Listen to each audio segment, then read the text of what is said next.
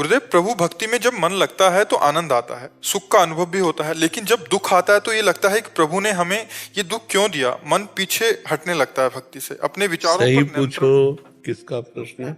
अभी प्रभु की भक्ति का आनंद नहीं मिला, अभी जो आनंद मिला प्रभु की भक्ति करते हुए विषय आनंद मिला, अनुकूलता, समझ रहे ना, अनुकूलता, हमारी चाहत की पूर्ति, विषय आनंद, भगवदानंद नहीं मिला। जिस दिन भक्ति करते हुए भगवदानंद मिलेगा तो भारी से भारी प्रतिकूलता में भी कृपा का दर्शन होगा। प्रश्न नहीं उठेगा क्यों हमको कष्ट दिया गया। ये वो उपासक बोल रहा है जो ना शुद्ध शरणागत है और ना निरंतर भजन होता है और ना भी उसे भगवदानंद का अनुभव हुआ है।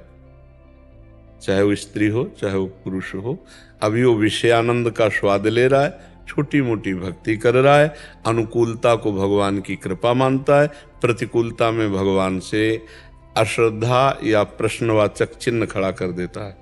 ये अभी कमजोरी भक्ति की है, क्योंकि अनुकूलता और प्रतिकूलता इंद्रिय और शरीर मन को लेकर है। आप देखिए प्रतिकूलता किसको आती है, एक एक चीज को आप समझ जाइए। जैसे आप स्त्री शरीर में हैं तो आपका पति, आपका पुत्र, आपका घर, आपकी संपत्ति, ये प्रभु की दी हुई है, मानते हैं आप? आपका भी शरीर प्रभु का दिया हुआ है, और ये भी मानते हैं कि वो नियत समय के लिए है। मानो अगर पति या पुत्र या परिवार का किसी सदस्य का शरीर का एक नियत समय है, आप भक्ति करो या ना करो वो चला जाएगा, समझ रहे? आपका शरीर एक नियत समय के लिए, आप भक्ति करो या ना करो चला जाएगा।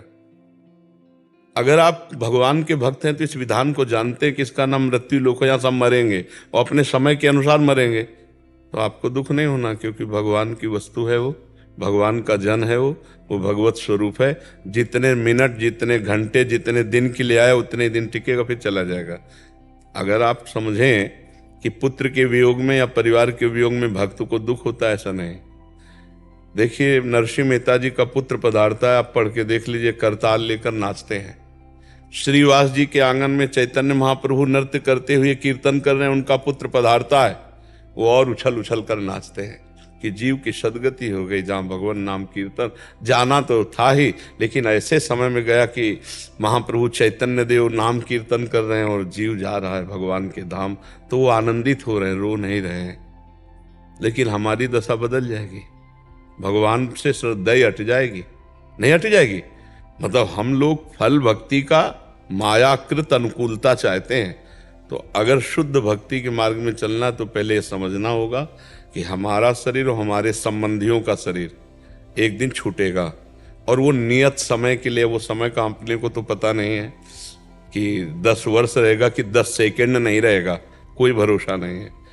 अब हमारे पास भोग सामग्री बची, तो जिस समय जिस भोग सामग्री को हमें भोगने को है तो अनचाहे भी भोगना पड़ेगा। जैसे नहीं चाहते पर दुख भोगना पड़ता है, ऐसे ना चाहने पर भी सुख भोगना पड़ेगा। तो इन भोगों के लिए हम भगवान की कृपा को क्यों तौलें कि अनुकूलता मिली तो जय जय, प्रतिकूलता मिली तो पता नहीं भगवान नाराज है क्या। इसका मतलब वो भक्त अभी भगवान से नहीं जुड़ा, भोगों से जुड़ा हुआ है। उसकी चित्तवृत्ति सच्चिदानंद में प्रभु से जुड़ी होती तो महलों में राखो चाहे झोपड़ी में वास दो, कभी घी घना, कभी मुट्ठी भर चना, कभी वो भी न बना, पर जय जय श्री राधे ही निकलेगा, कभी आपसे शिकायत नहीं होगी। अभी हम भगवान की प्रेम लक्षणा भक्ति को प्राप्त नहीं है, नहीं शिकायत नहीं निकलती कि भगवान के द्वारा जो विधान किया गया है किसी से कहना नहीं, चुपचाप सहना है, वो मंगल में विधान है। भगवान जैसी परिस्थिति में रखे उसमें राजी होना है। तो ये तो हुआ बाहरी दुख जो आप देख रहे हैं, लेकिन अंतर में वो जो सुख हमें प्रदान करते हैं उसके लिए ना हम पात्र दिखा सकते हैं और ना वो बता सकते हैं।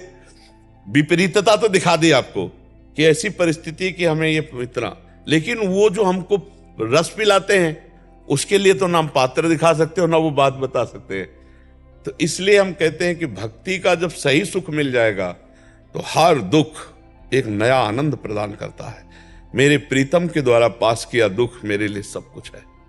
मतलब सुख तो आग लगे उस सुख में जो प्रीतम की स्मृति हटा दे, और जय हो उस दुख में जो हर समय प्रीतम की याद में डुबा दे।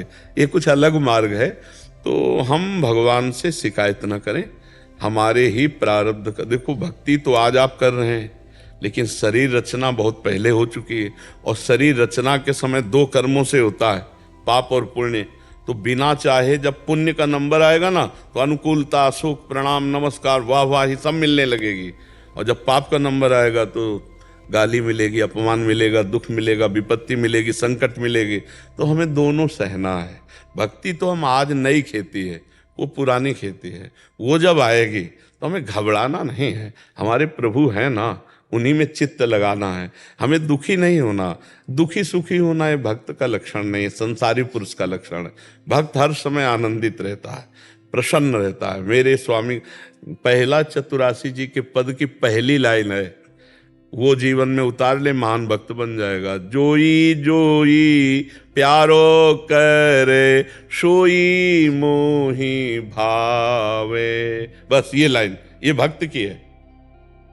फिर जब सिद्धावस्था उसकी आती है, तब भावे मोही जोई, सोई सोई करे प्यारे। पहली लाइन अपने को उतार ली, आगे वाली लाइन तो प्रभु अपने आप पूरी कर देंगे। जोई जोई प्यारो करे, सोई मोहि भावे। इसलिए मस्त रहो, शिकायत मत करो, जैसी भी परिस्थिति है भोग लो और खूब नाम जप करो। गुरुदेव,